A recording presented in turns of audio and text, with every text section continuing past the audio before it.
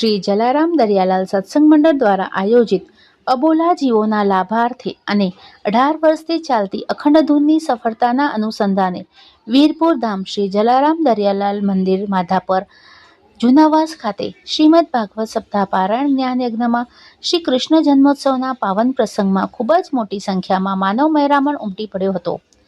કથાના વક્તા શાસ્ત્રી શ્રી કૃષ્ણ વલ્લભદાસજીના મુખારવિંદથી નીકળતી અમૃતવાણીથી ભક્તો મંત્રમુગ્ધ બની ગયા હતા. શ્રી કૃષ્ણ જન્મોત્સવ પ્રસંગમાં નંદગીરા નંદ ભયો જય કનૈયા લાલ કીના નાદ સાથે આખો સભા મંડપ ગુંજી ઉઠ્યો હતો.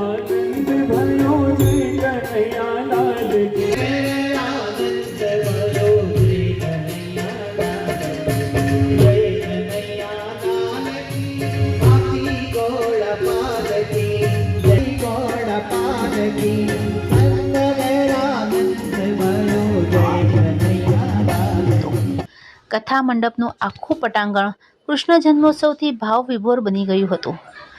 ભગવાન શ્રી કૃષ્ણના અવતારને જોવા માટે સભા મંડપમાં ઉપસ્થિત તમામ ભક્તજનો આતુરતાપૂર્વક રાહ જોઈ રહ્યા હતા. ભગવાન શ્રી કૃષ્ણને પારણીએ ઝુલાવવા માટે પણ ભક્તોની લાઈન લાગી ગઈ હતી. અત્રે કથા મંડપમાં ઉપસ્થિત સર્વે ભક્તજનો દાતાશ્રીઓએ શ્રી કૃષ્ણ જન્મોત્સવને ઉત્સાહભેર મનાવ્યો હતો.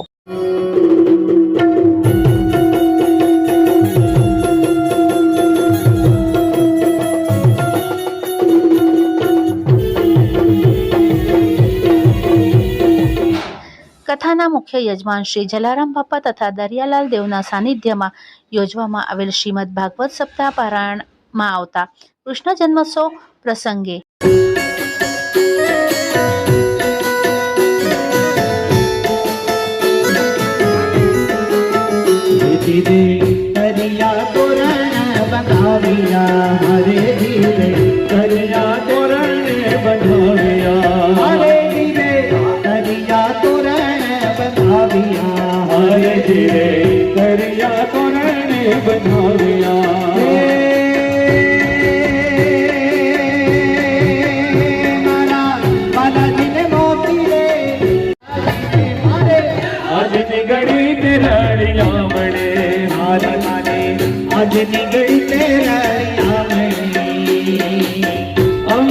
કૃષ્ણ જન્મોત્સવ પ્રસંગે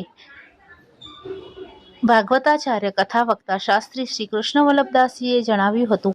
જે જલારામ મંદિર દ્વારા આયોજિત જે શ્રીમદ ભાગવત કથા છે, જે તારીખ 11/1થી 17/1/2026 સુધી આ દિવ્ય કથામાં આજનો ચોથા દિવસનો પ્રસંગ એટલે કે નંદ મહોત્સવનો પ્રસંગ, આ નંદ મહોત્સવ પ્રસંગ અંતર્ગત ઉત્તરાયણનો પવિત્ર દિવસ, એકાદશીનો પવિત્ર દિવસ, તે અંતર્ગત આમાં જે કૃષ્ણ જન્મોત્સવ ભવ્યતાથી ઉજવાણો, જે કથા અંતર્ગત અનેક નાના મોટા જે પ્રસંગો આવ્યા છે, જે પ્રસંગ પ્રકૃતિના રક્ષણ માટે છે, આ દેશની અખંડ રક્ષણ કરવા માટે એમના માટેના પણ પ્રેરક પ્રસંગો છે.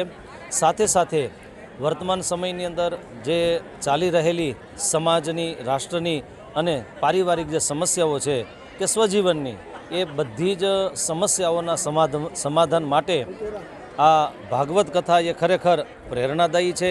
ઘણા બધા સમસ્યાઓનું સમાધાન કરનારી છે અને એમાં જે માધાપરના યુવાનો ઉત્સાહથી ભળી અને આ કાર્ય ઘરો ઘર સુધી પહોંચાડવા માટે જે મહેનત કરી છે ખરેખર સરાહનીય છે, વંદનીય છે. કારણ યુવાધન જે ભારતીય છે, જે ખરેખર આવા સત્કાર્યની અંદર જોડાય અને સમાજના હજારો યુવાનોને જેમાંથી પ્રેરણા મળે એવું કાર્ય થઈ રહ્યું છે. ત્યારે અમારે હું ભાઈ નીતિનભાઈને અને મહેશભાઈને, આ બંને યુવાનોને ખરેખર હૃદયથી ખૂબ ખૂબ ધન્યવાદ આપું છું. અને આ કથા અંતર્ગત જે ધર્મપ્રેમી જનતા છે એને આ માધાપર જૂનાવાસમાં ચાલી રહેલી આ દિવ્ય કથામાં પધારવા હાર્દિક આમંત્રણ અને નિમંત્રણ આપું છું. અસ્તુ. જય જલારામ, જય સ્વામિનારાયણ. આજે જે સ્વામીજીએ વાત કરી એમ 11 તારીખથી 17 તારીખ સુધી આપણે જલારામ તેમજ દરિયાલાલ દેવ સત્સંગ મંડળ તરફથી દ્વારા આ આયોજિત ભાગવત કથામાં આજે ખૂબ ભાવિકો ઉમટ્યા. જે આજે કૃષ્ણ જન્મનો માહોલ હતો, ગોકુળ, મથુરા, વૃંદાવન જેવો માહોલ બની ગયો હતો. આપણે ક્યાંક ને ક્યાંક એવા વિચારો આવે કે આપણે ત્યાં મથુરામાં બેઠા છીએ, વૃંદાવનમાં બેઠા છીએ.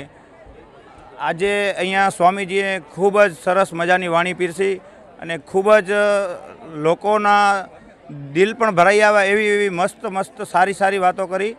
અને આ એક ભાગવત કથા નથી, આ એક આપણા હિન્દુત્વને જગાવવા માટે, હિન્દુત્વને ટકાવવા માટે આ એક પ્રસંગ ચાલી રહ્યો છે. અને આના ઉપરથી બધાને ટૂંકમાં એક થવું જોઈએ, એકતા જાળવવી જોઈએ અને ભવિષ્યમાં પણ આવા પ્રોગ્રામો થતા રહે એવી મારી શુભેચ્છા. આ કાર્યક્રમ ઉપરથી એવી અનુભૂતિ થઈ કે કૃષ્ણ સદા સહાયતા જે કહે છે ને એ એમ જ નથી.